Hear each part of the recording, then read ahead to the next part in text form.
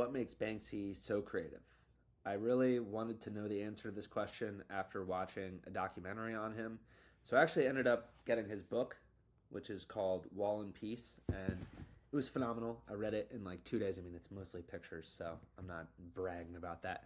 But I found the secret to what makes him so creative and why he's so creative. And I believe it's the fact that he has a message. In all of the work he does, the starting point of his work is his message, what he wants to say to the world. And I've actually seen this in a lot of other creatives that I've studied, whether that be cartoonists or comedians or illustrators.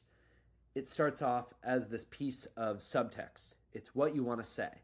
And I think that is such a fundamental piece of why the top creatives we study and the top creatives I'm interested in are so creative is they have something to say, because once they have that component of having something to say, they cannot stop saying things. Therefore, they can't stop creating things. And I've read a lot of self-help books, and one of the things they always circle back to, usually at the end, and I'm like, why did I even read this to begin with, is you have to have a purpose. You have to find your purpose in life. You have to have a mission. You have to have your why. I mean, there's literally a whole book on finding your why.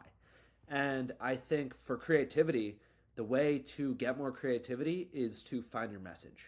Find out what you want to say, and that is where your creativity stems from. And I think Banksy does a phenomenal job at this. I mean, he stayed anonymous the whole time, which is fantastic, but I feel like I got to know him just from reading this book, because I feel like his art, for him, it's a conversation.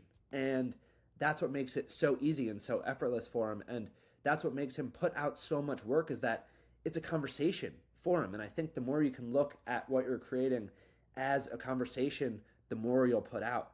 And I think the first step in the creative process, and definitely now that I'm going to incorporate into this in my creative process, is making sure that you have a message, knowing what you stand for and why you stand for it. And you might not know what that is when you start creating, but the good news is that the more you create, the more you find out what this message is, and you're able to fine tune what your message is. I mean, I feel like Banksy didn't start out knowing, hey, this is what I'm going to put my message out into the world. It's the more pieces he created, the more he started to figure out what his message was going to be. And that's the same for any creative realm.